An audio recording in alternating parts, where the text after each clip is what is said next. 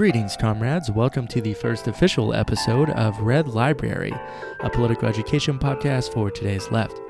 I'm the host, Adam. Thanks, y'all, for joining us. Hope this finds everyone well and everyone is staying hydrated, staying positive, getting that bread, and so on and so on. Part of what we're here to do on this show is to offer an insightful, engaging, and most importantly, relevant study and analysis of a lot of different books in terms of political philosophy, theory, history, that we find to be incredibly important for the left, in a very broad sense, to have access to learn from these things, to take their knowledge and apply that in terms of their practice out in the world, whether that be organizing, writing, discussion, whatever it is that really constitutes your work and your daily experience. To get us started, we're going to be looking at, I think, a fairly neglected area by the U.S. left, and that's in the area of foreign policy, international politics, and particularly a focus on the history of U.S. interventions in the Middle East. To do that, we're going to be reading through and discussing Vijay Prashad's 2012 book, Arab Spring, Libyan Winter. Prashad's book offers an interesting and fairly brief analysis of a highly complicated political moment that we think has tremendous lessons for the U.S. left today. It opens with a study of the beginning of the Arab Spring in Egypt and in Tunisia, and follows that through to the close of the Arab Spring with the NATO intervention in Libya in 2011 and the overthrow of Muammar Qaddafi. There are a lot of really interesting things here about the history of leftist movements, revolutions, secular nationalism, and political Islam in the region, particularly around Libya. It also offers really key insights on the context of neoliberal capitalism and what shapes the decision to intervene in a particular country or to not intervene by powers like NATO. And last but not least, it provides, I think, a very important corrective to a misconception that the Arab Spring happened essentially because Facebook and cell phones. Prashad really contextualizes what was going on in terms of the broader history of poverty, of inequality, and how the relationship of the U.S.'s interests in the region historically have shaped what we know of the region today, and especially with what eventually happened in Libya. Now, we find all this especially relevant and wanted to begin with this episode in particular for our show due to the U.S.'s de facto backing of a coup in Venezuela at the moment and the overthrow of Maduro's government. So we hope that you find this show interesting, relevant, engaging, and you can take some of this knowledge to expand your own understanding of foreign policy and what that actually means for being a leftist today. So enjoy the show, and I'll see you back after.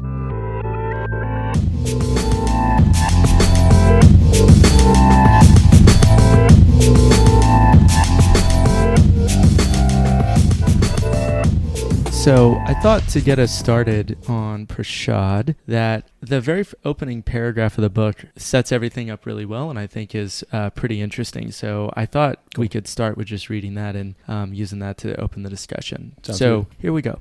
Revolutions have no specified timetable. Karl Marx used the image of the mole to stand in for revolutions to explain their hardworking yet unreliable nature. The mole spends its time making tunnels underground and then, when you least expect it, breaks the surface for a breath of air. Well burrowed, old mole, Marx wrote. The breaking free to the surface is the spectacular part of the revolution, but it is the burrowing, the preparing, that is the most important part. The least prepared mole is the easiest to defeat because it has not groomed its subterranean space effectively enough. Such is true of the revolution. If it has not taken the grievances of the people and produced organizations capable of withstanding the counter-revolution, if it has not harnessed these grievances to the discipline of revolutionary force, then it is easily defeated. It is the burrowing that is essential, not simply the emergence onto the surface of history. So that's actually what opens the book. And I remember reading that and being pretty captivated and thinking, okay, was not expecting Prashad to open that way, but it bodes pretty well for the rest of it. So what do you make of that? Does he use that because he sees the Arab Spring as part of the burrowing? I think he does. I think his history of the Arab Spring, what I find really interesting, and this is something I think is very much worth talking about, is Prashad's take on the Arab Spring and Libya is so dramatically different than what I remember hearing and reading about the Arab Spring being in the U.S. Hmm. And that's what I sort of was really shocked by in this book, is just how much more was going on and how little I think I actually grasped of what was happening. I remember I read a book called Revolution 2.0. It was the first thing I read about the Arab Spring. And this is definitely not a generous reading of it, but what I took from it was essentially the Arab Spring happened because Facebook was around. Yeah.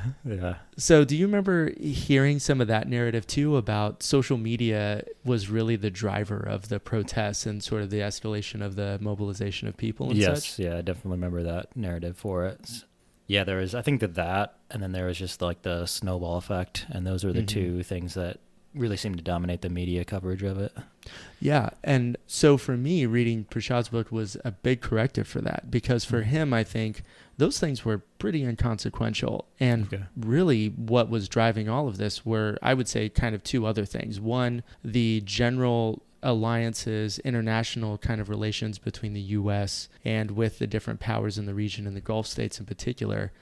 It was that, and it was also, and I think this is what's going to be really interesting to get into, it was really the kind of crest of this wave and this sort of development of revolutionary secular nationalistic movements going all the way back to the early 50s with Nasser in Egypt. And I think you really can't understand what was happening there without some sort of context, with understanding that deeper history as well. Interesting. Okay. So maybe just to give a little context of the book, Prashad published this in 2012. And so this was kind of the close of the Arab Spring, and it was right after the Libyan intervention. It was the next year. Jason, who's going to be on one of the next episodes, I asked him about this book because his area of expertise is Egypt and authoritarianism. And he said, it's a hot take, but a good one.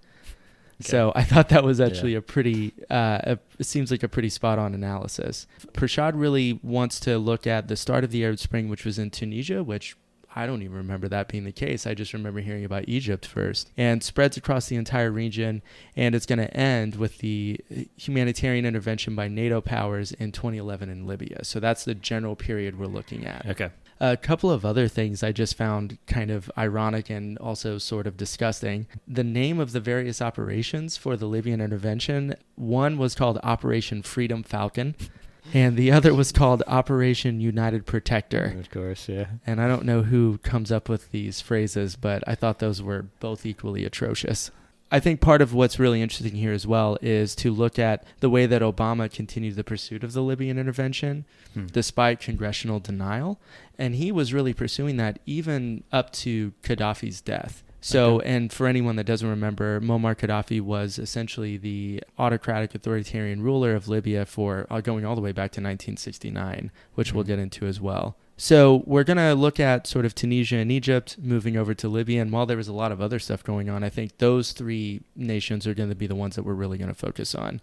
So yeah, and we'll talk more about this kind of misconception that Facebook and some people think that Obama's speech in Egypt in 2009 in Cairo, the sort of reading of Gene Sharp, who was this very, very enthusiastic, nonviolent political theorist, which some people attributed Gene Sharp's writings to why the Arab Spring happened.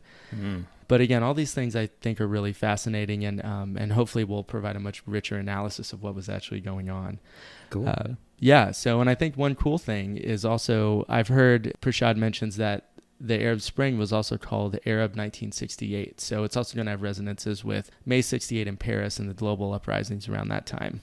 So maybe just to get us started, I think for me, why I thought this book would be really excellent to start with is a couple of reasons. One, I think Venezuela's situation happening right now and the talk of U.S. backing basically a coup, a de facto coup that's happening. But I think in general, just a larger history of like liberal humanitarian interventions. And I think for me, I read this book partially to understand what was going on in the region and the history behind it, because I realized I didn't know much. And I think understanding that will help us understand the way that capitalism and sort of NATO and the U.S. powers in the region, how all this stuff has a very complex way of interacting to determine why do we intervene in some place and not another. Yeah, cool. Yeah, I remember when this happened, there was like a very much a sense of the possibilities of a different or reshaped Middle East. But after that seemed to fail, it was just kind of forgotten about completely. And I wanted to cover this book because talked about very at like a very surface level, or very in a way in which definitely reinforced U.S. stereotypes about the region, and I thought it would be interesting to dig more into it. Yeah, I think that last piece that you mentioned too, that's what's so interesting is it's so difficult to counteract these stereotypical narratives we have of the region for sure. Yeah, to me, I think this taught me a whole lot and definitely corrected a lot of notions I had about the Arab Spring itself, but also filled in a lot of gaps about, going all the way back to the early 50s in Egypt, which seems absolutely vital and kind of indispensable for understanding what exactly is happening right now. Even whenever we talk about Syria or any other country in the region, it's like if we don't have any awareness of this, it's hard to make sense of what the hell is going on. Yeah. Do you want to touch on the author? Any details about him at all? This is the third book by Prashad that I've read. So I think he's most well known for his two works. One is called The Darker Nations, which is a general history of third worldist movements, what was called the non-aligned movement of countries that during the Cold War didn't necessarily align with the U.S. or with Soviet Russia. And that would be countries like Egypt, India was one of those as well, and a whole host of other ones that basically countries that really wanted to be outside of this sort of dichotomy during the Cold War. It eventually stalls out due to a lot of reasons, I think international finance and the International Monetary Fund. And he talks a lot about that in his second book that I've read, which is called The Poorer Nations. So I think he's primarily a historian and a sociologist. Okay. I'm not sure where he teaches right now, but the books that I've read by him have been really dynamite, and just a whole area of politics and especially leftist politics that I think until I read his stuff, I had no awareness of at all. Do you know like what his major influences are? You mean like what music does he like? I just mean more of like historians and stuff like that he would be working off of. I mean, that's a good question. I don't know if I know enough to say. Okay. I was just curious obviously leftist, but I didn't know if there's a specific tradition he was kind of working with. I do remember him talking very favorably about Hobsbawm and I think Perry Anderson at different times. Okay. Definitely maybe some of the British historians. I think he does talk about Samir Amin a good bit in one of his other books. So yeah, I think that's probably the best. Yeah, that's the best I know about it. But that's a good thing for me to look into and try to understand where is he coming from. I mean, besides you say he definitely was reacting against like the social media, Facebook narrative that was going on. Is there like specific, seems to be academic or historians that he's in conversation with or reacting against?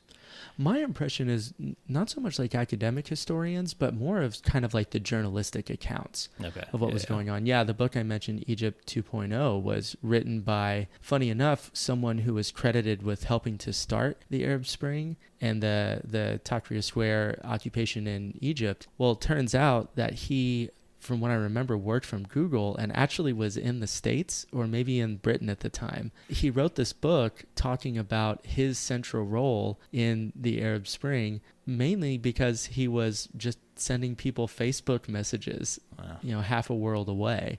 I still had that in the back of my head. So encountering this, I think that's what I read Prashad is really trying to undermine, is some of those more simplistic accounts based on this very sort of Western Eurocentric idea of like social media and the power of technology, and if we could just basically get everyone on Facebook, it would help overturn autocratic governments that have been around for a century or more. Right. Cool. So I guess maybe we should dive in. Yeah, you want to jump in? Yeah, I'm gonna kind of go through the notes that I have, which is condensing about a 250-page book into 4 pages of notes. But so is this going to be chapter by chapter, essentially? No, I'm actually going to sort of just give a general overview. I think doing chapter by chapter could get really tedious, so I thought, agreed. We'll go through and try to hit all the main points and follow the rabbit hole, as the Matrix would say. Okay, perfect. So follow the white rabbit if a good question comes up, and we'll just barrel through until we reach the end. All right.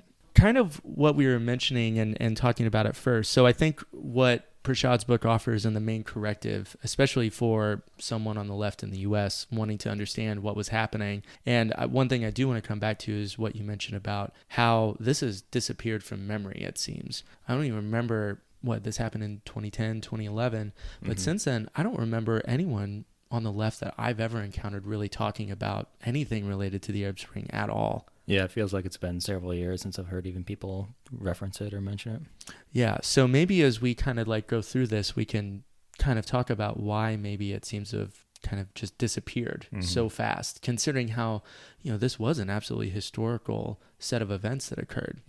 For me, I think Prashad, the corrective that he offers more than anything is that it's almost impossible to understand what exactly was going on in the region at the time and what led to the Arab Spring uprisings without a pretty thorough understanding of the history of particularly Egypt, Tunisia, and I would definitely say Saudi Arabia, the Gulf states in general, going back to at least sort of the mid-50s. One aspect, at least for Prashad, if we're going to try to characterize, again, we're looking at multiple countries with their own really complex histories, but one thing that we can say that sort of unifies the different movements is that all Arab Spring uprisings essentially challenged one-party states, but they also faced severe reactionary backlashes, and each Arab state saw different successes and challenges. And Libya really, of all the different situations in the Arab Spring, was the one that ended up collapsing into civil war and failed kind of the most spectacularly and the most violently on sort of a world stage. Yeah. Okay. Actually, real quick before we get into more detail, because like all of these countries have their own histories and are definitely very complex inner workings, is there some countries you think that this book was much stronger on the details and others that were a little bit weaker? Yeah, I think that's a great question. After writing down all the notes and going through it again, I remember coming away feeling as if I understood so much more about Egypt and Tunisia in particular, but didn't have nearly as strong of a grasp on the situation in Tunisia. Okay. And Yemen and Bahrain are also going to come up for Prashad. Also didn't feel like there was really much to understand there, except for almost the way that Saudi Arabia has a really intense interest in those regions historically, and part of what led to the intervention in Libya specifically versus the other countries that he's examining really has to do with the interests of Saudi Arabia in Bahrain and in Yemen particularly. There's a little bit of history, but he glosses over it quite a bit, and it's one of those things that makes me realize I need to read a lot more on Yemen and Bahrain and Saudi Arabia to understand those things. Okay, cool. So for Libya, we're going to kind of, I think, be jumping back and forth to historical events and how they relate to current events. But I think the thing that's really going to contextualize everything that we're going to talk about with Libya, but also with Egypt as well, is the rise of Qaddafi after the 1969 revolution, where he basically overthrew, I believe it was King Idris. I don't know if you remember that name at all. No. Qaddafi leads this rebellion. He's a colonel at the time in 1969. Him and his comrades basically stage a military coup, overthrow this autocratic regime. And surprisingly enough, again, part of the history I had no idea about, were actually quite secular in terms of what kind of vision they were offering for society, and actually implemented a ton of huge sort of social welfare programs and actually tried to combat the influence of capitalism, banking, wealth inequality, social inequality in Libya at the time. And surprisingly enough, were quite successful for at least a good 10, 12 years, I would say. So I don't know about you, but I had no idea about any of that. Yeah. So one distinction I think that Prashad is really getting into, which is going to be pretty fascinating, has to do with the distinction between the mass revolts from below in Egypt and Tunisia versus the way that these sort of neoliberal reformers and human rights lawyers in Libya actually co-opted whatever spontaneous uprising was happening there. Okay. So this kind of distinction between mass uprisings being sort of bottom up versus the way that those were actually co-opted by these sort of neoliberal forces in Libya seems to be one of the most distinguishing features of why intervention ended up happening in Libya as well. And in general, Prashad has this interesting distinction where he looks at the Atlantic and NATO powers with Libya in particular. And well, actually, let me step back. For more Egypt and Tunisian, it seems that the way that those situations were being looked at as opposed to regime change and intervention was what he calls regime rehabilitation. So thinking about, okay, we will deal with some democratic reforms, changing the situation slightly. But what we really want is essentially something that's still, at the end of the day, maybe with some slight more democracy for the people, is still going to basically be beholden and sort of integrated into the global economy, the way that the U.S. and other NATO powers saw fit. So maintaining the sort of stability in the region seems to be what they were most concerned about. Or what is the reason that the West seemed much more involved in Libya and the uprising there than in Egypt? Or was it a conflict between the leaders specifically, or is there, resources or something like that? Yeah, I think that's one of the most interesting questions and things to look at in all of this. So just sort of my understanding of what Prashad is saying is that if we take Ben Said, who was the leader in Tunisia, and Mubarak, who was the leader in Egypt at the time, that both of them seemed to be very pro-U.S. and were very much about stability in the region, not allowing for too much reform, essentially still staying, still playing the game and still being on the same team. Now, what's interesting about Qaddafi is that he starts out as this, 1969, this colonel, head of a military coup, and basically is trying to actually restructure Libyan society in a way that I don't think he calls socialist or communist in any way. He sees his approach being some sort of third way outside of capitalism and socialism that's essentially grounded in Islam, political Islam. He's looking at how can he reform his society, and as he gets into essentially the 80s and into the 90s, Qaddafi apparently becomes very, very pro-U.S. There's this really bizarre anecdote that Prashad shares where he apparently talks about how much he loved Thomas Friedman and Fareed Zakaria and Condoleezza Rice as he goes into the Bush era. And again, another piece of information I didn't know. Apparently, Libya, at a certain point, especially after the invasion of Iraq, agrees to give up all nuclear weapons and all WMDs. And it's essentially a kind of game he's playing where he is trying to align himself with the U.S. as an ally against a war on terror. And apparently there were black sites, like CIA black sites and prisons that Qaddafi had built that essentially became where we housed prisoners and basically tortured prisoners that were, sort of gobbled up in the war on terror. Yeah, I had no idea. Yeah. So what's really interesting about Qaddafi is that he has this very pro-U.S., very pro-NATO, and throughout like sort of the mid to early 80s, apparently his regime, kind of their redistributive policies about land and wealth and oil profits and all this other stuff, they start to kind of grind to a halt. The momentum that they had from the 1969 coup starts to slow down. So they begin to essentially start to allow neoliberal reforms to happen in Libya. And he starts to basically become more and more pro-U.S., more aligned with the interests of sort of global capital and allowing for neoliberal commodities and opening of markets, all this other stuff in Libya. He's very pro this, but he's also kind of just a weird guy. And apparently he is very erratic, and they could never really predict how exactly Qaddafi was going to react or interact with other powers in the region or respond to, U.S. different foreign policy decisions and all this other stuff. So from what I gather, Qaddafi's this very erratic figure, but also very pro-U.S. and wanting to play the game of global capitalism. At a certain point, he becomes very erratic. The Arab Spring happens.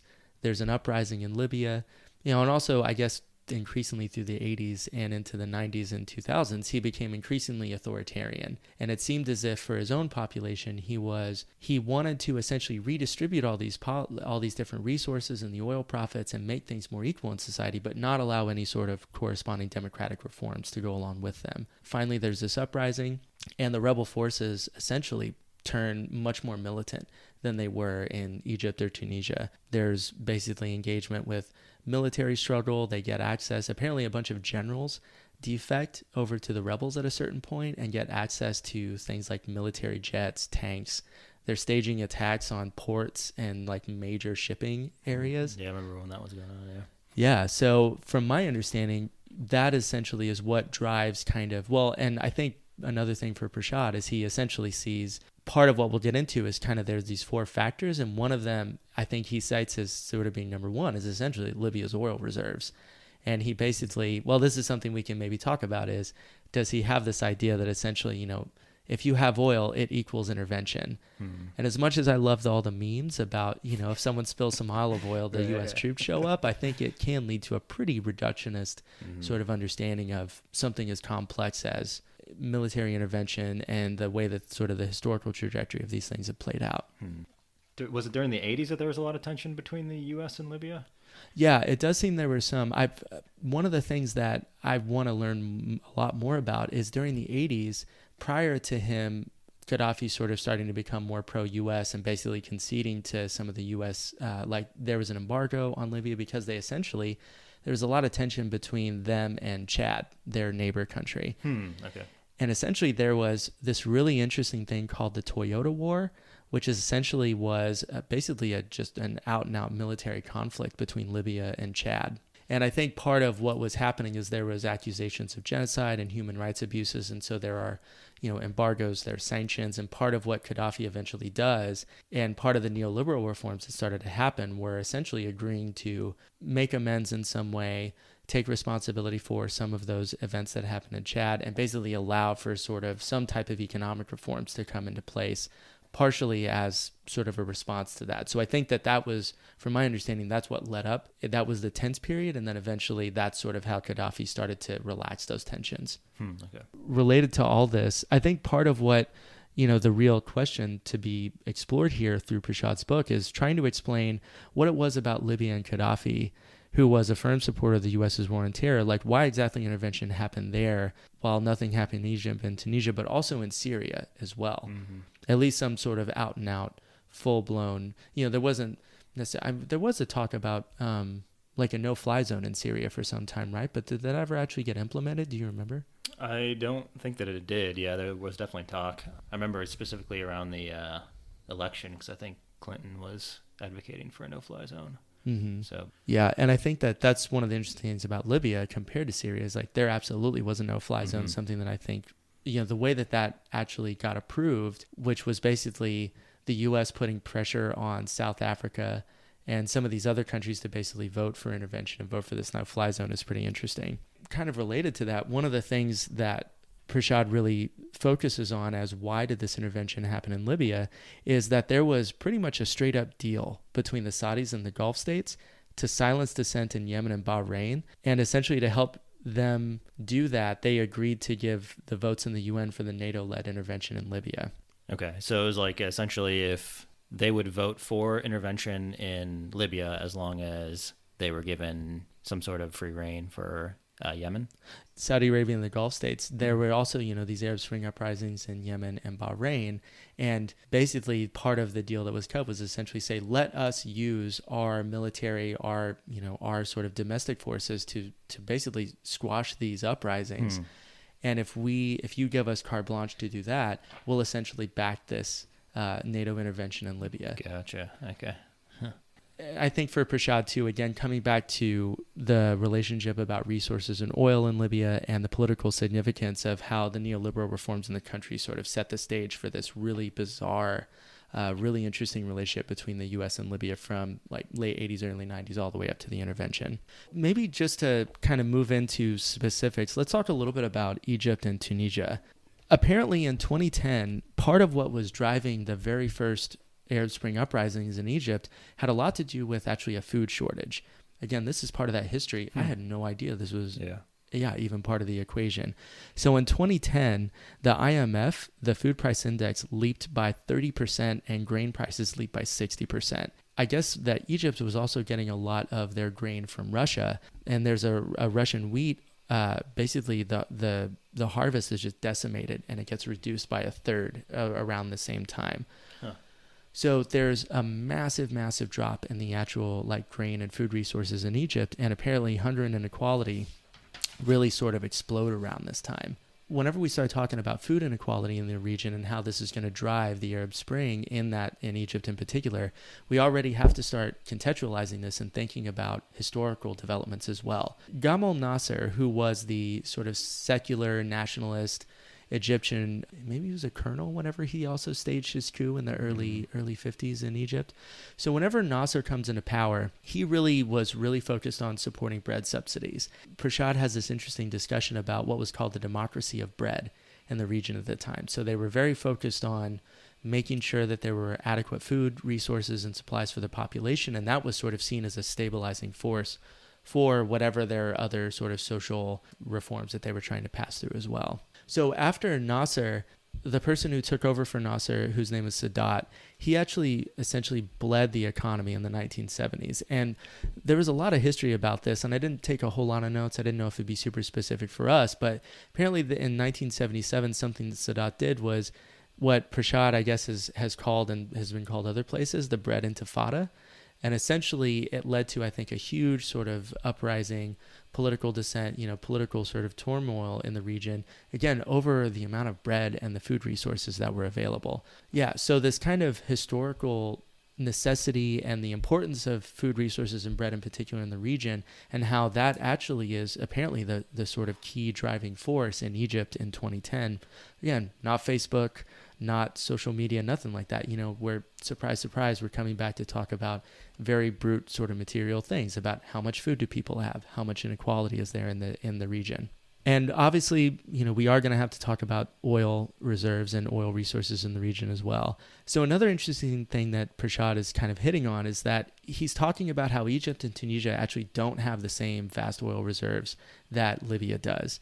And so there's a tension since the Arab Spring and the Arab Revolution in the 50s over how to basically diversify the economy. So basically they can spread more equity of resources and reduce inequality to the population without sending capital and profits to the north, so for banks and for U.S. consumption. So the banks probably in like Western Europe, I think, if I remember right, and for basically consumption of and commodification in the U.S. Part of these 2010 food shortages that happened, so there's a court order where they actually they mandated the minimum raise be shot up from $70 a month to $270 or $207 a month.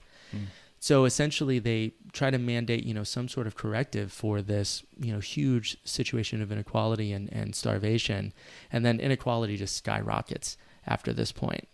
After they raise the minimum wage? Yeah, so that's kind of an interesting thing, is apparently this sort of kind of legal corrective to address the situation of inequality and the food shortages, I guess basically just sort of fails dramatically, and inequality just becomes even more pronounced. Did they have details of the mechanism of how that happened? No, they didn't. I mean, I think that was one of those details that maybe gets lost, but, it's probably worth the whole discussion in itself.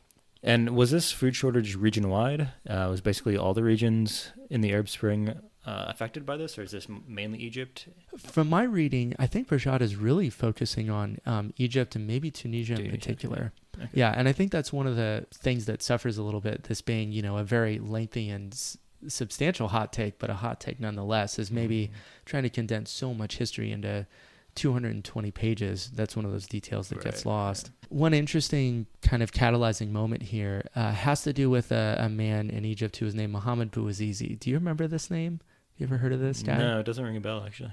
So Bouazizi was a street vendor, and apparently as these food shortages were happening, all this inequality was happening, he basically is getting harassed by police, is having a hard time, honestly, like making a living, like feeding himself and his family in general, but particularly in this moment being harassed with all these shortages. He's getting harassed, and there's this quote that Prashad has from him where he basically at some point is I think he's being beaten, or just really, essentially just the pressure of all this is getting to him, and he screams out something along the lines of, "How do you expect me to make a living?" And after this sets himself on fire and basically dies by suicide as a protest about these huge, structural forces and how they're changing and like putting all this pressure of inequality on Egyptian society. Or like, what's the details of so they're primarily trading with Russia, who has a grain shortage. Is there like partial embargoes from other regions of the world, or is it that the cost of those food shipments is too high, or is there any details about what's going on? Why other resources couldn't be used, I guess. Oh, it's a great question. I didn't gather anything from Prashad's book, at least, that would help answer that for me.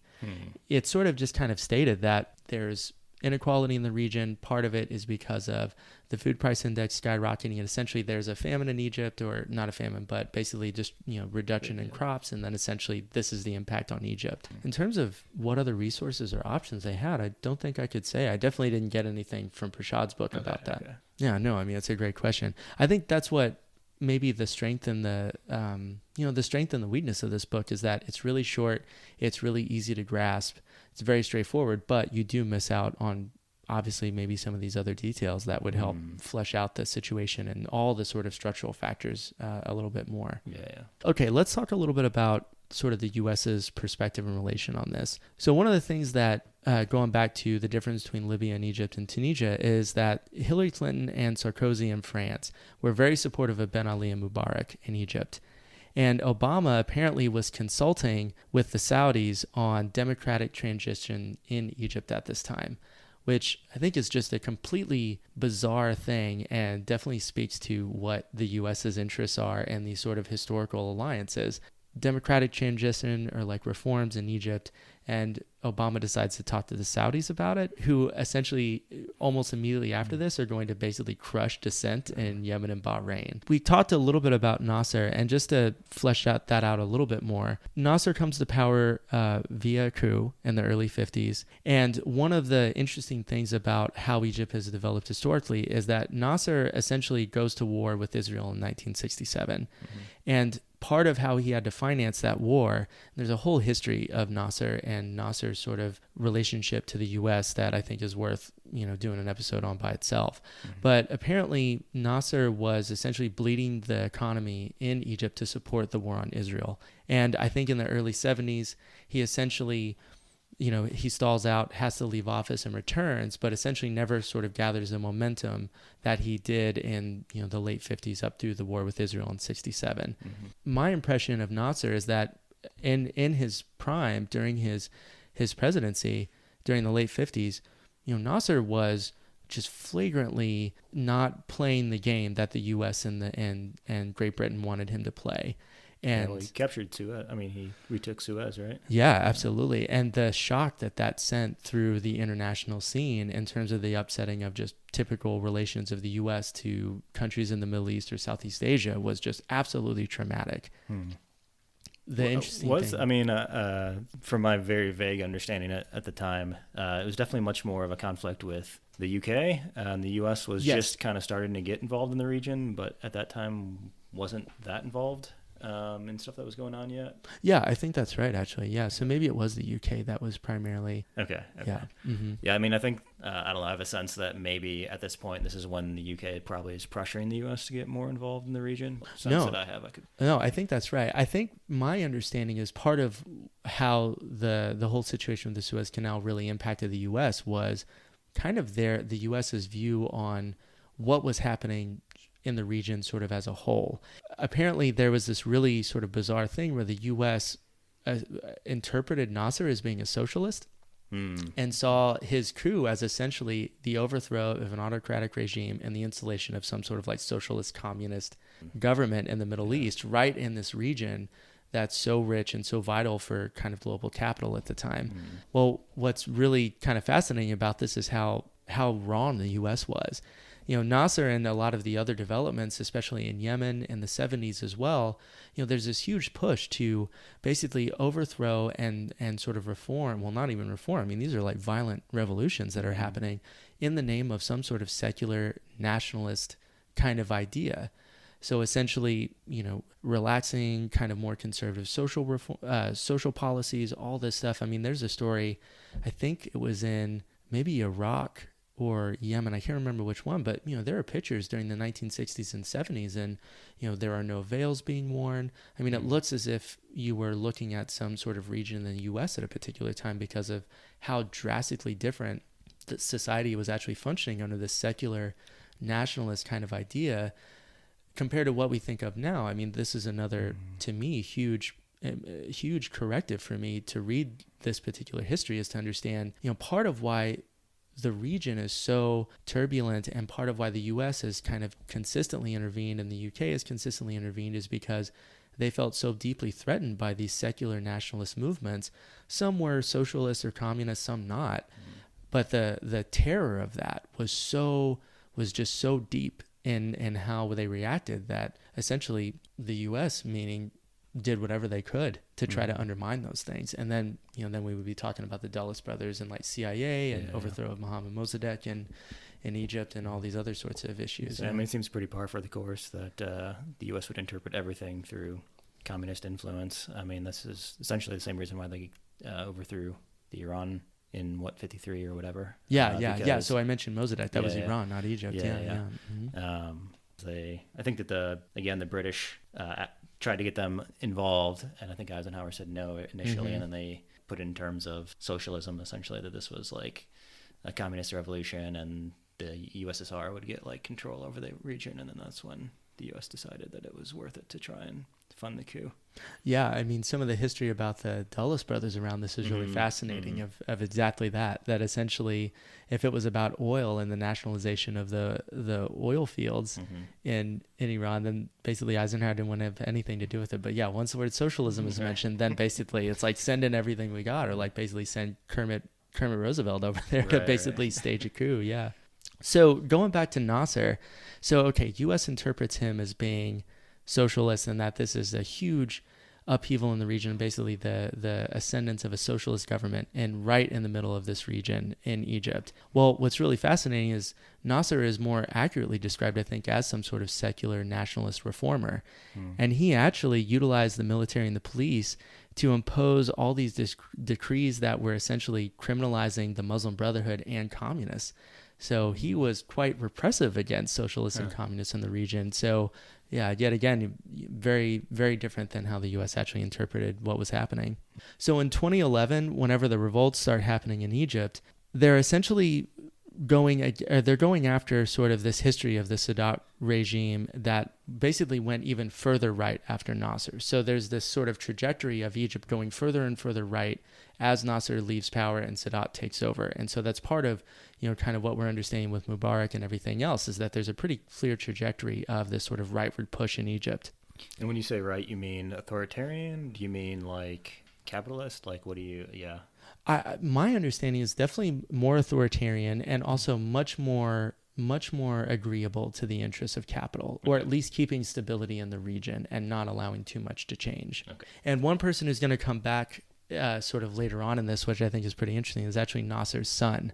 And Nasser's son apparently gets way off sort of his line about being the secular nationalist kind of reformer, and apparently became sort of this leader of this cabal of these kind of multinational consumer bourgeois kind of politicians and elites. Yeah, so apparently he's going to have some sort of influence and just sort of be part of this kind of like neoliberal kind of influence in the region at the time as well. Just coming back to what Prashad was saying, so Facebook, not nearly as significant as the Western media portrays, and he actually says that it actually helped to build new constituencies whenever the internet was essentially blocked and shut down. So it even has not just a different effect, but it's an opposite effect, that actually the presence of social media made it harder to build constituencies and coalitions among the actual protesters out on the street. I feel like that's probably much less surprising to us now, because I feel like in the last probably 5 years, it's become much more apparent of the ability of social media to be used by authoritarian regimes for control, as opposed to, for some sort of greater freedom or something like that. Yeah, absolutely. And I think not just that, but also how it has quite a kind of debilitating effect on mass mobilizations, that what we thought it was going to do in terms of be this completely free and open online platform where you could essentially organize these mass movements together just by like having a Facebook group somewhere, that we kind of now know that doesn't happen. From what I remember, I think more than likely it's only about 2 or 3% of people in any particular Facebook group or whatnot actually consistently engage with it in any meaningful way. Sounds about right. Yeah. Around this time, Prashad talks a little bit about the general class inequality in Egypt. So he has this interesting stat where he basically talks about 60% of the people being under 30 are not able to find work at all, just completely just barred from the economy in any meaningful way. And a lot of the chants in Egypt at the time were actually for dignity, justice, and jobs. So they're kind of seeing that they want to actually be participating in the job market, and they're just essentially just nothing there for them. Nasser, again, just another detail about him I found kind of interesting, and this is Nasser's son, apparently is wanting to play down a lot of the influence of Islam in Egypt, sort of through like post 1979, the Iranian Revolution. Mm-hmm. So that was such again, speaking of a traumatic event for U.S. interests in the region and just the way the kind of stability and like global kind of balance of forces are playing out. So wanting to downplay any sort of notion of a kind of like political Islam being a real force to be reckoned with in Egypt apparently was a very pressing concern due to the sort of fear that the U.S. had about Khomeini and what happened in 79.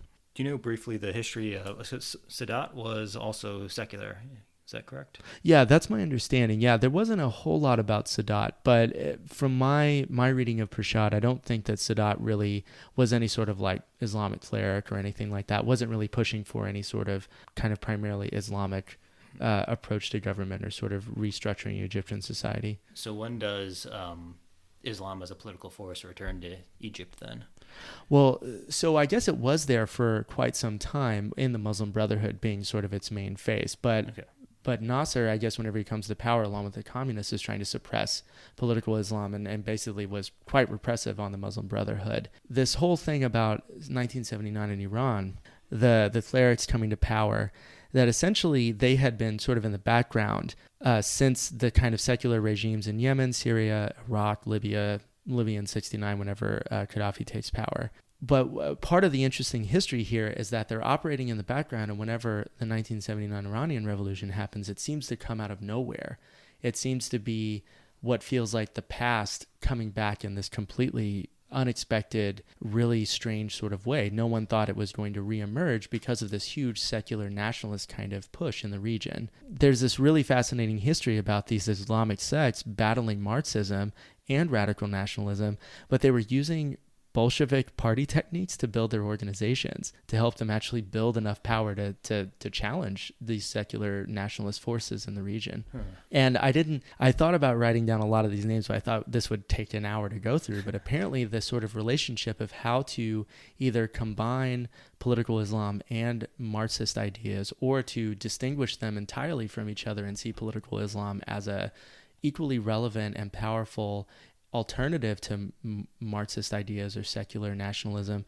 There's all this interesting developments around the time, people writing books, trying to start these sort of political Islamic movements to counteract these forces in the region. Would be interesting to read. I'd like to get some of those names. Yeah, well, maybe we can try to maybe look at some of that stuff for another episode down the road, I think, which would be pretty interesting. Yeah, that'd be cool. Political Islamic forces in Egypt, so they basically start to capture energy due to a liberal failure and a lack of left organizations whenever the Arab Spring happens in 2010. So that would be the Muslim Brotherhood and the Salafis particularly. Part of what Prashad describes is that they're actually really comfortable with these neoliberal reforms, as long as the sort of political Islamic vision of what society is and how it's structured and all the legal structures and institutions are in place.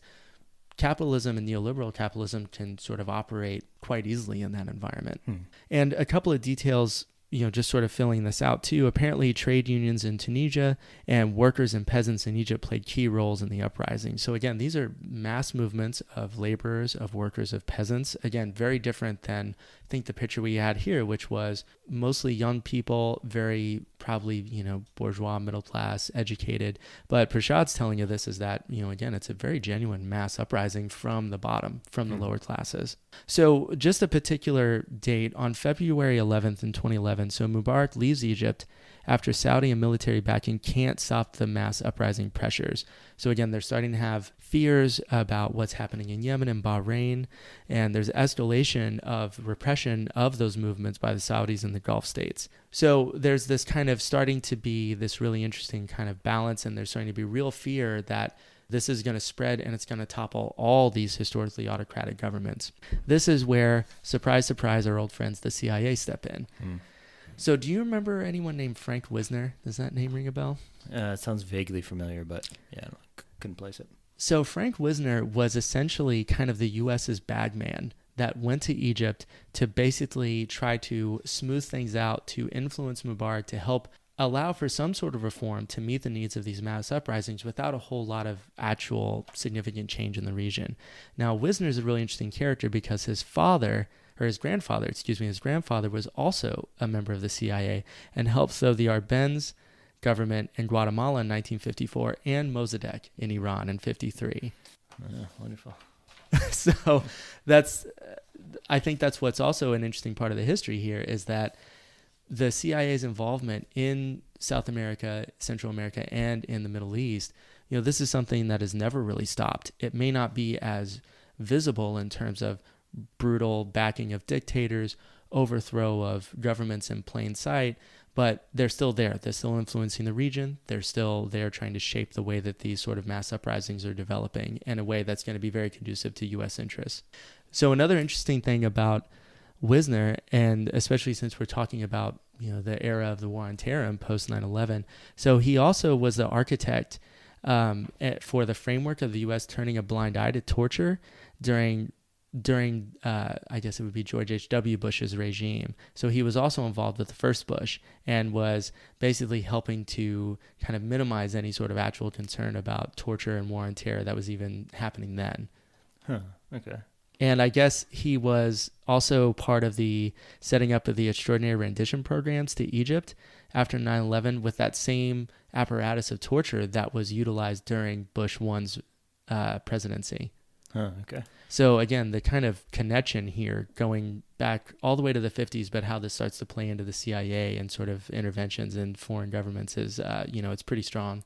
I'm very unfamiliar with what the first Bush did to relax or allow for torture to happen, rendition to happen. Do you know any of the details about that? I don't actually. I mean, that's another, I mean, I feel like we're coming away with probably more questions than answers here, but that's definitely a big one for me is trying to understand that more. Okay. Yeah, I always obviously knew what the second Bush did, but I was not completely oblivious to anything that the first one did. So another interesting thing here, if we're talking about CIA interventions, is always the connection between U.S. political interests with the interests of capital in terms of economics. So Wisner has a CIA connection. His grandfather's in the CIA, helps topple these governments like Guatemala and Iran, right? Mm-hmm. He also served on the board for Enron. That was my reaction too. I remember just laughing hysterically and just saying, of course, at this point in the story. So Wisner basically gets sent to talk to Mubarak and try to smooth things out. It has this huge gaffe where I guess on air in an interview or somehow he gets recorded basically saying that we need stability and we also need change at the same time. So he's basically saying in this kind of sterilized, coded language, well, yeah, of course, we're going to have some sort of changes to meet the needs of this huge democratic uprising, but what we really care about is stability in the region. And he basically gets canned by Hillary Clinton, like almost immediately. Oh, okay. So is there a sense in which the U.S. interests there was primarily concern over something like the Muslim Brotherhood taking control? Or is there another? I mean, that was my sense when this was going on, was that, the U.S. didn't really care about any sort of autocratic dictator as long as it essentially wasn't Islam in control or something like that. I don't know. I really don't know, actually. I mean, I think my impression from Prashad's book, at least, is that what they were mostly concerned about was whatever would keep the region stable. And I mean, it's an interesting question of how, if there is this sort of like political Islamic force that comes to power, if it would essentially allow for neoliberal capitalism to continue functioning as usual, would that really be challenging or not? But I think that one of the things that is really easy to fall into here is this sort of reductionist kind of view about, well, as long as the oil's flowing, as long as the markets are functioning, then we don't really care who's in power. But my impression is that essentially there is a certain degree of which the idea of Islam being this foreign other, this terrible force that's just inherently anathema to everything about American values, does play a key role. How would the U.S. look at that? Is that really that big of a factor? I don't know. I mean, that's an interesting question.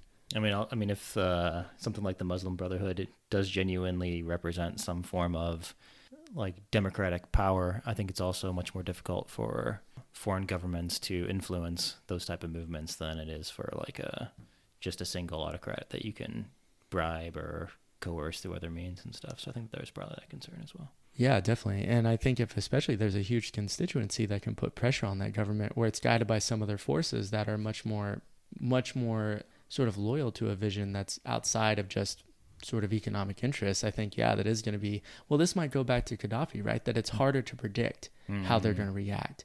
It's not nearly as sort of straightforward about how you're going to influence them and how that's going to affect your own interests in the region. Yeah. Protests start to happen.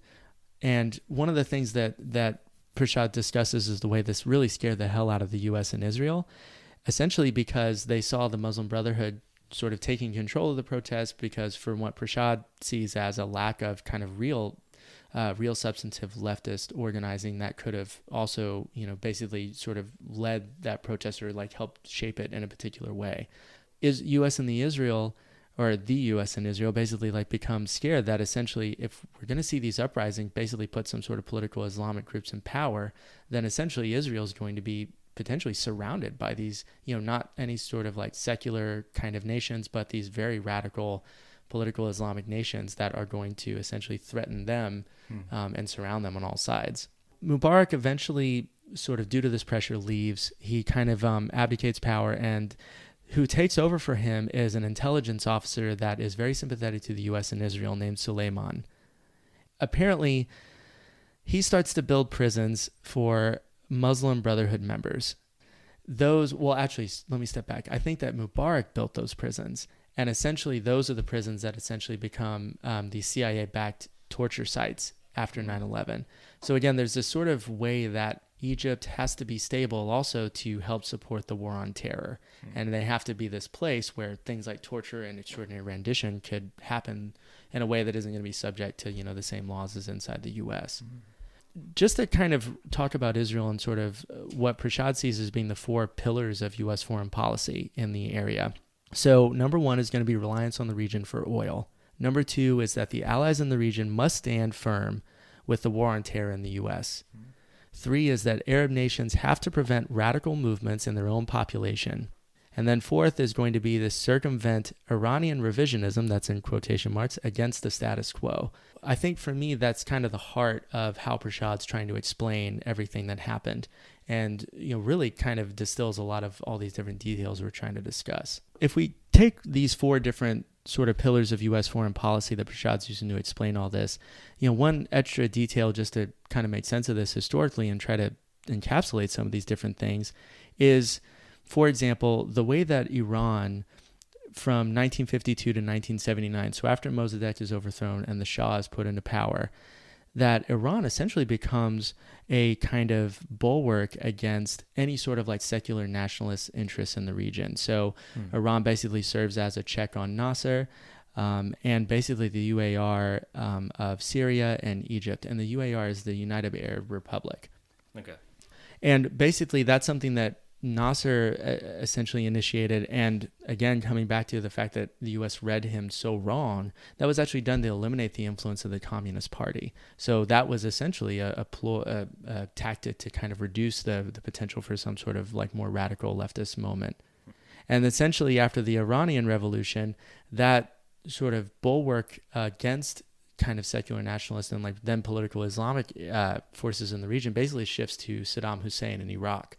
So for me, that was huge to understand, like, why is it that we backed Saddam for as long as we did? And essentially because he became the new sort of dam between secular nationalism, political Islam in the region versus these more like autocratic governments that were much more conducive to U.S. interests.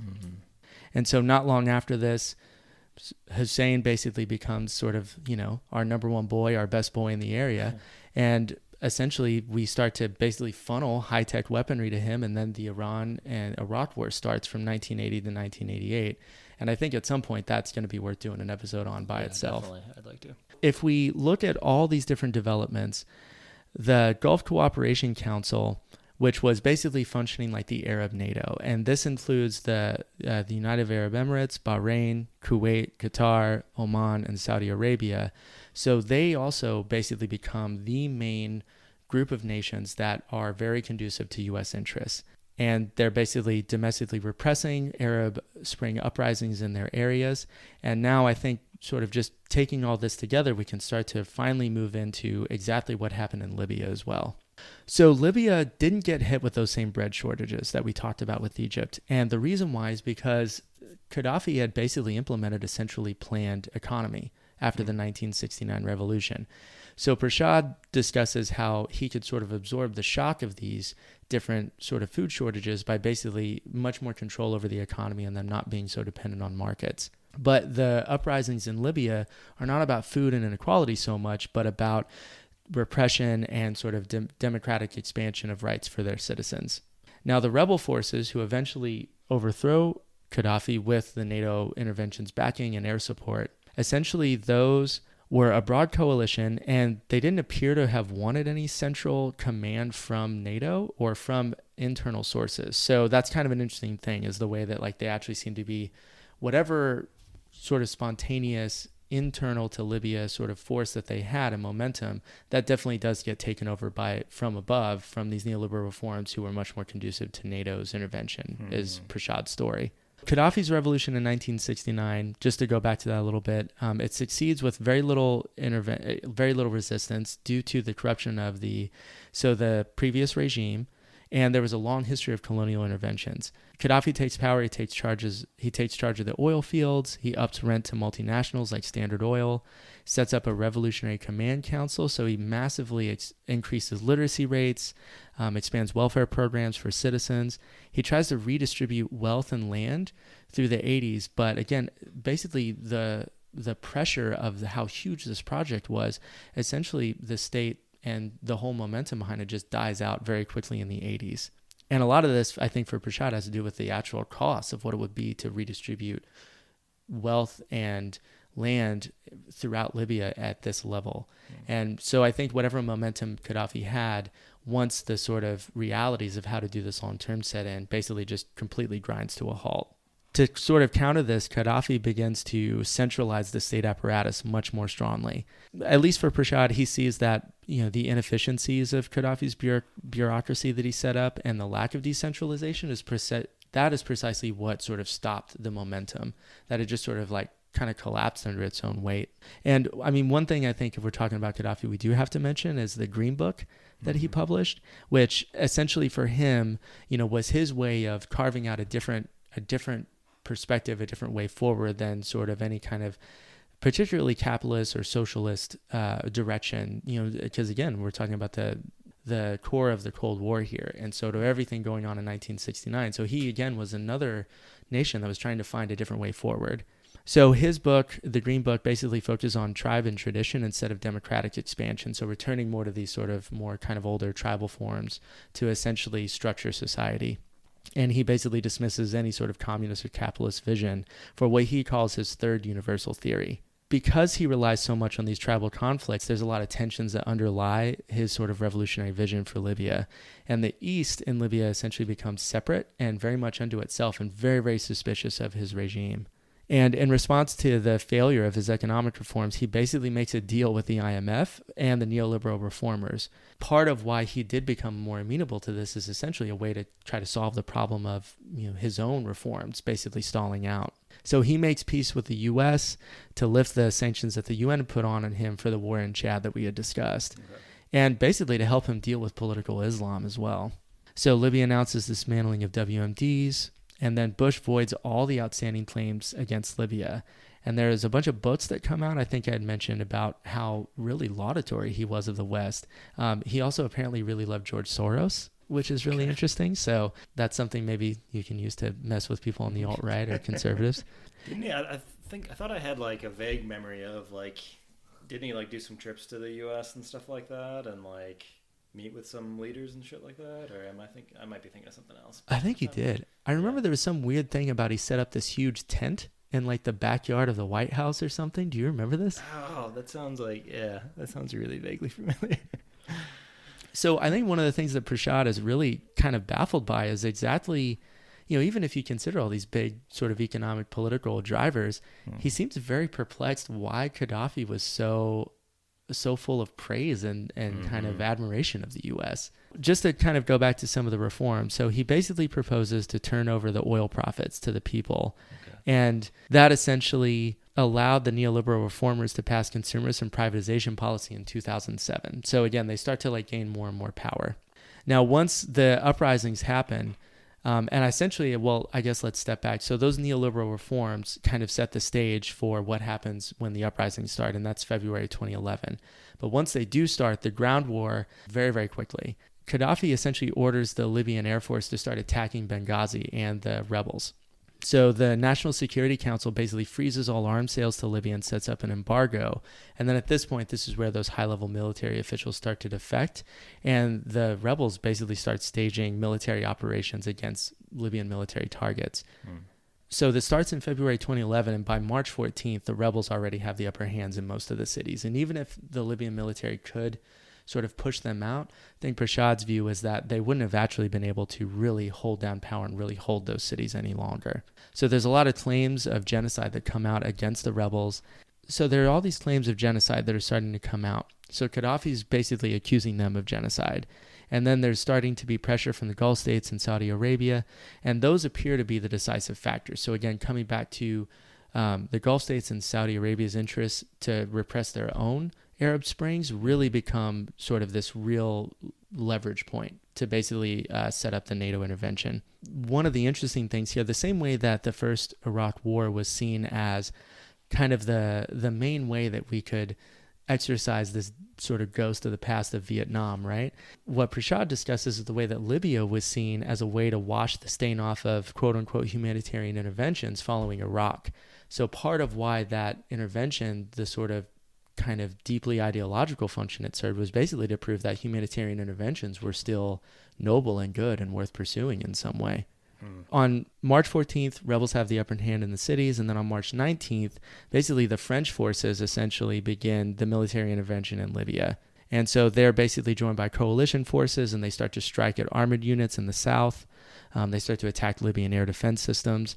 And then there's a Security Council resolution by the UN. It's Security Council Resolution 1973. And this is very, very, I think, a huge, important piece of all this in terms of the policy around it. So this calls for using all necessary means to protect civilians and civilian-populated areas from attack.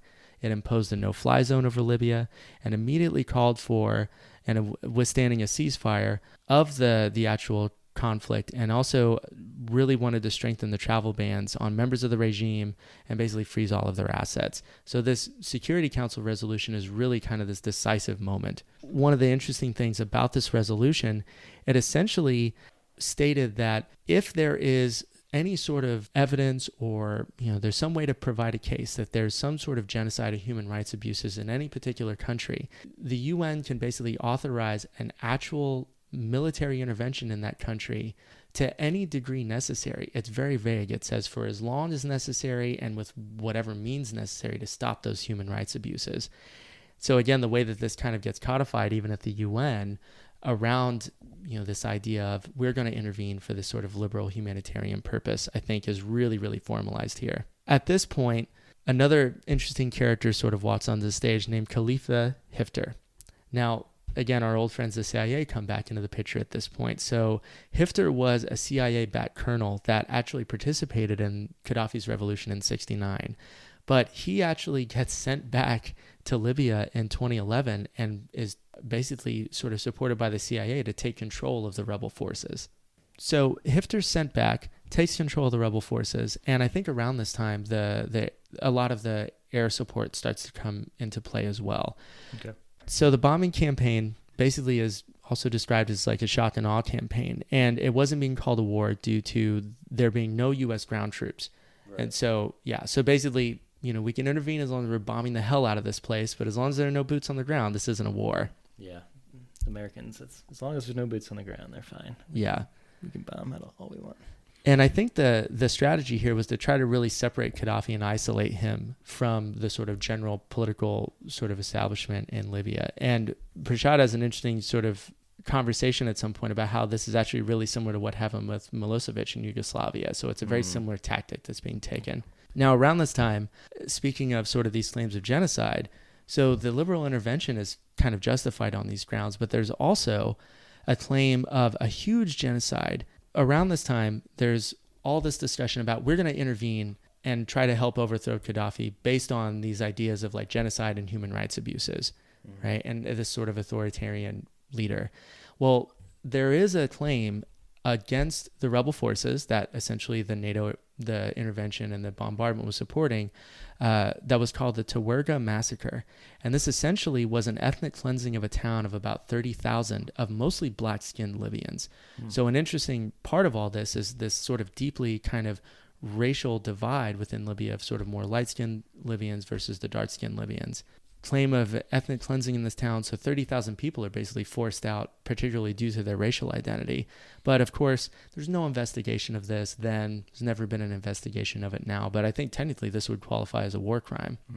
Also, just to talk a little bit about the hypocrisy of this whole idea of a humanitarian intervention, there are lots of confirmed reports of these NATO bombings essentially destroying hospitals and civilian targets, killing nonviolent protesters, throughout the sort of final days of the campaign. Operation Mermaid Dawn, which I guess is sort of right before Tripoli is seized by the rebels. Have you ever heard of this before? Mm-mm.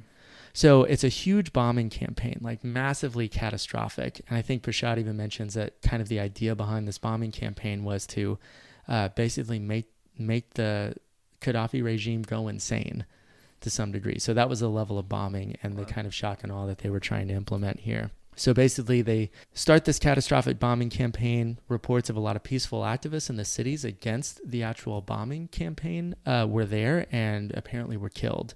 So right after rebels seize Tripoli, and then Qaddafi is killed in October. Prashad has this interesting thing where he says that part of why the U.S. and Obama continued to support the intervention long after really the rebels had seized control and for all intents and purposes had toppled Qaddafi's regime was that the U.S. didn't want to see Qaddafi in court. They didn't want to have any sort of trial in any sort of way where Qaddafi could be allowed to speak. Because essentially, Qaddafi knew where the bodies were buried, literally. He was overseeing the housing of these victims and like prisoners of the war on terror. He knew where the CIA black sites were, and he had been essentially, a pawn or at least a willing participant in the war on terror. And so take that for what you will. Prashad basically sees that was a real driving factor of allowing Qaddafi to eventually be killed and supporting the intervention long after it seemed necessary. So around this time, Obama essentially issues this directive. It's called the Presidential Study Directive on Mass Atrocities.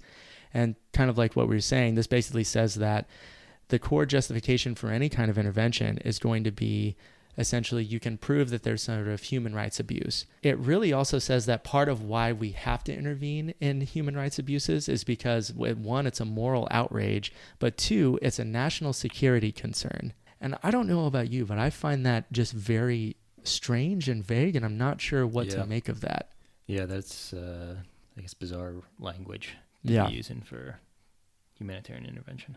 Just to wrap up, the old guard that essentially once fought against Qaddafi's support of neoliberal reforms, those things that started to happen in the 80s to address kind of the stalling out, they were, again, against Qaddafi and against his decisions of like how to actually manage this redistributive program. And now those same old guard members are now identified as being essentially with him and are seen as enemies by the neoliberal reformers as well, of something that was set up, which was, I think, called the National Transitional Council or Committee, one or the other.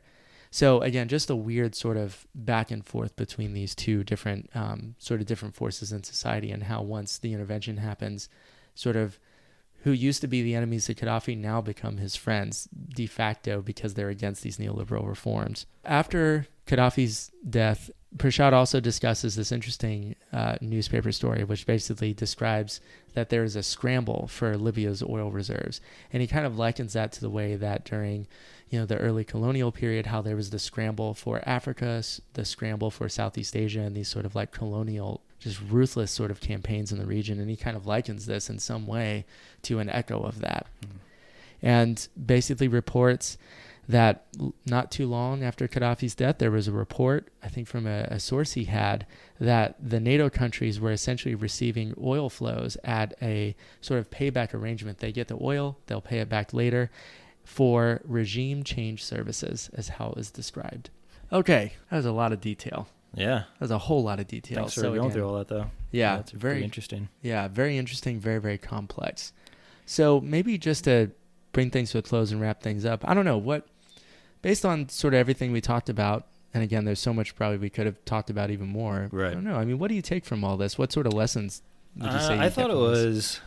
was very interesting. I mean, it doesn't surprise me that a lot of U.S. intervention is counterproductive, of course, but I was very surprised by how, to me, what was like very evidently counterproductive it was. Like if the main reasons were like, one was because Qaddafi was unpredictable.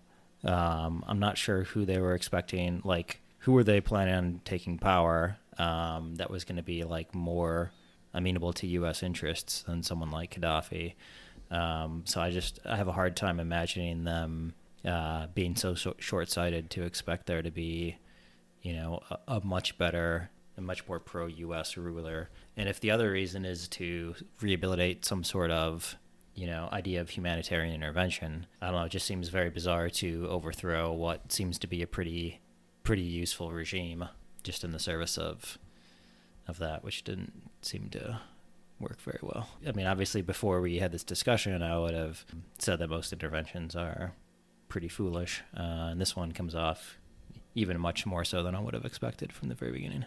So. Yeah, I think so too. And for me, I think in terms of how counterproductive this was and why the hell even be a part of it, like why back the rebels in any sort of way, I guess what I take from it is that the Arab Spring was happening regardless of the intervention or not. It's almost like it struck me as this really kind of desperate gambit of how do we try to arrest whatever momentum this has to eventually, let's say it did lead to some sort of, very democratic, very progressive regime, or like, some sort of government in Libya.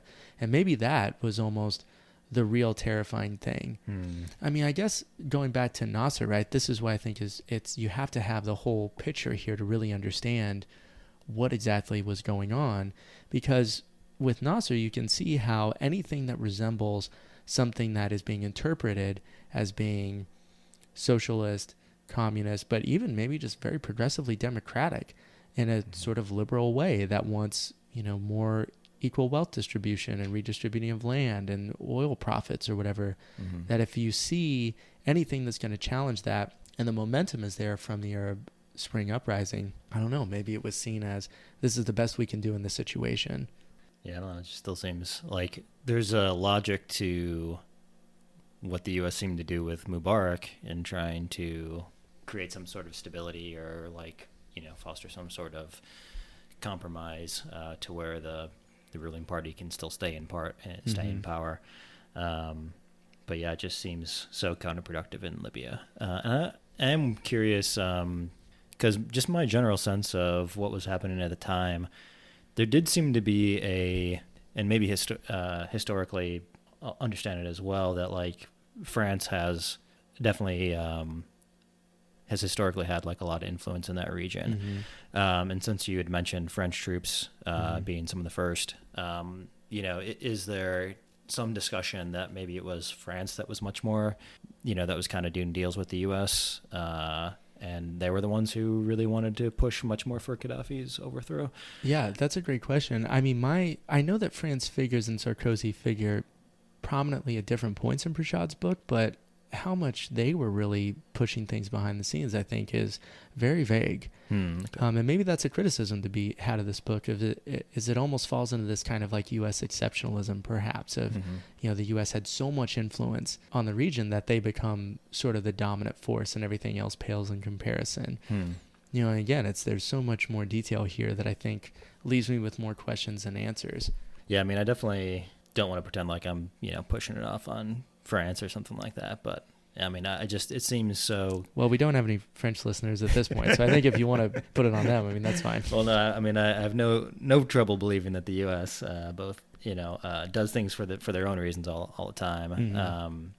It just is still hard for me to grasp with the rationale for this, if there, wasn't some other, maybe some other influences that Prashad, maybe doesn't touch on or something. So. Yeah. Well, maybe so. I mean, that's the thing. I feel like every particular point that we discussed in here has a huge wealth of information and research behind it that, maybe would significantly challenge his narrative of kind of the historical trajectory that led to the Arab Spring and what happened then and before.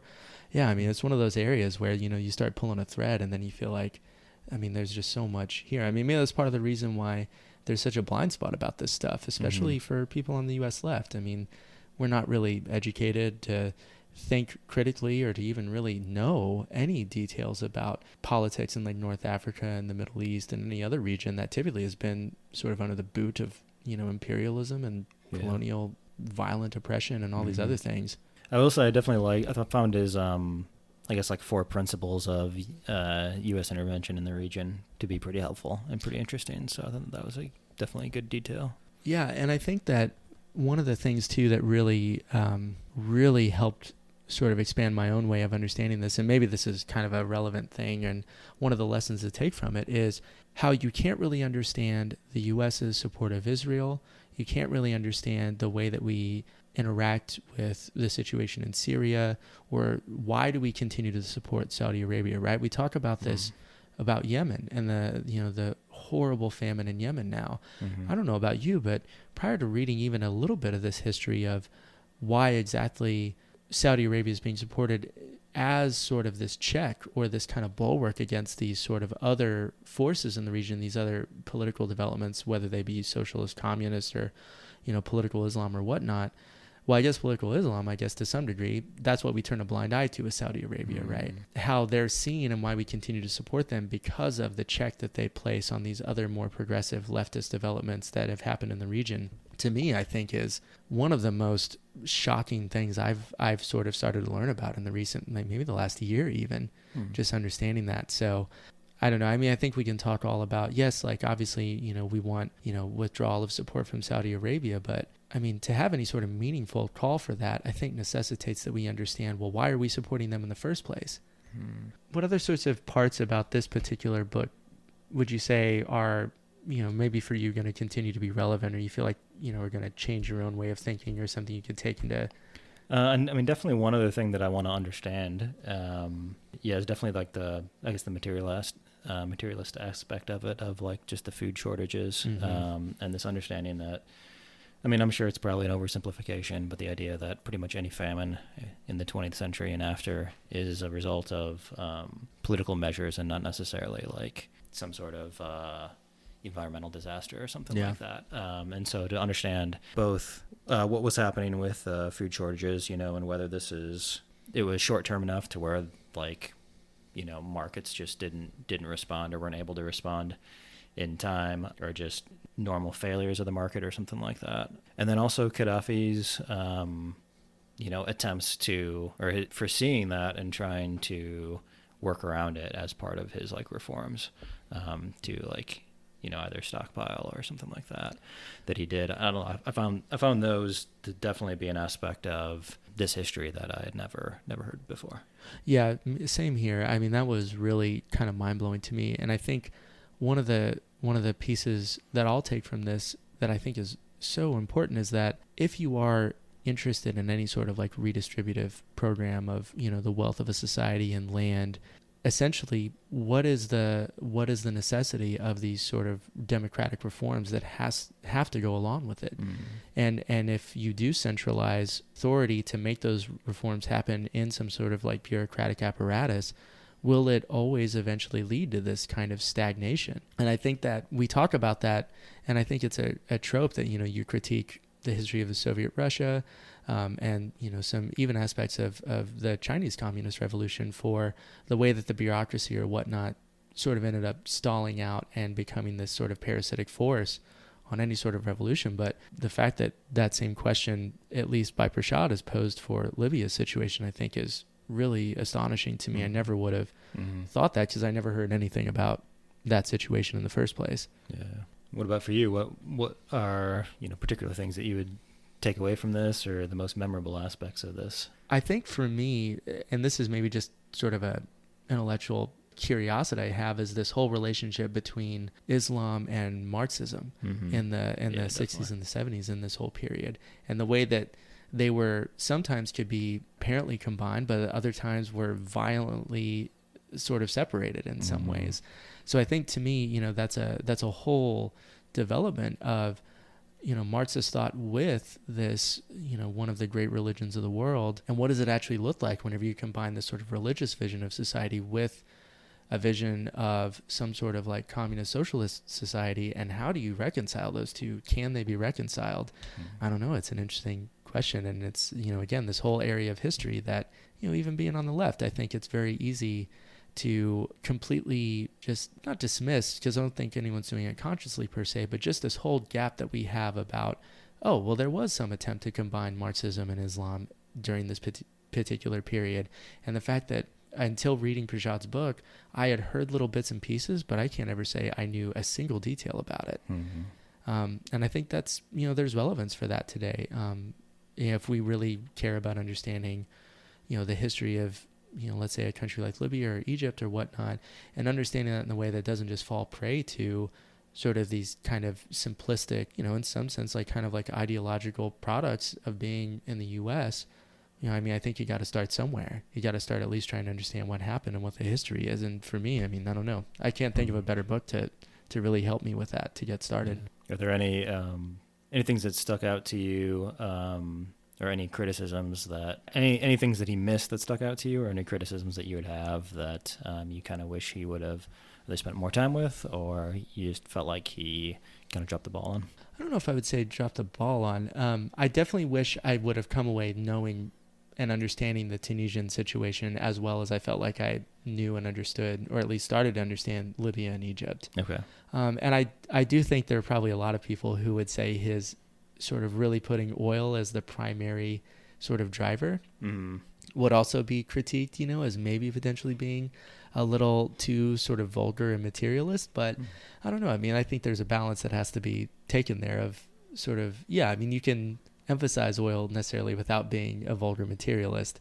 I don't know. I think he does at least attempt to try to balance that out with, the way that the U.S. wanted to prevent certain kinds of like political movements from coming to power by supporting other ones that seemed more conducive to their own interests. So I think there is some sort of balance there, but I don't know if everyone would agree with that for sure. Well, any other closing remarks? No, I think that's it. I think I'm kind of exhausted by all the detail of this, and I think maybe we can wrap it up and we'll pick up on the next book and for next episode you're on for. Sounds good. Looking forward to it. Thanks for having me on. Yeah, thanks for coming on, bud. Being the first guinea pig of this process that we didn't know how it was going to go. Thanks, man.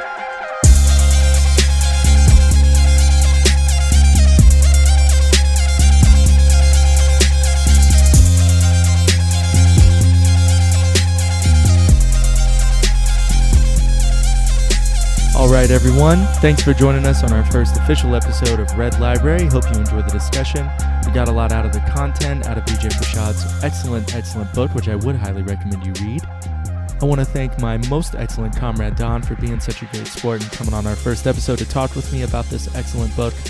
I think he'd agree with me that we both hope that you take some of what you learned here out into the world, out into the leftosphere, whatever that looks like for you, into your writing, reading, talking with others, talking with your comrades, your friends, your family, not only about the historical relevance of this particular work in terms of Middle Eastern politics, U.S. foreign interventions, the humanitarian ideals that undergird those interventions and shape the way they're justified in the public sphere, but also how the current political situations in places such as Libya, Egypt, Tunisia, Syria, how and why those are unfolding in the way that we see today, and the historical trajectories of global politics, neoliberal capitalism that have shaped those situations. And most importantly, we hope you can take what you've learned here, some of it out to help you understand the current state of international politics and U.S. foreign policy in a place such as Venezuela. As a follow-up to this show, and to help you build on the knowledge that you gained here, we're going to be talking with Professor Jason Brownlee and going more in depth on the subject of humanitarian interventions in U.S. foreign policy by reading through a book called The Great Delusion. So we hope you come back, tune in for that one as well, to keep expanding on your knowledge and understanding of U.S. foreign policy and the history behind it. So until then, stay strong out there, comrades. Keep fighting, whatever that looks like for you. And we'll see you back here for the next episode of Red Library, a political education podcast for today's left. If If you'd like to support the show, please head on over to our Patreon and toss us a few bucks. We greatly appreciate it, and we'll see you back here next time.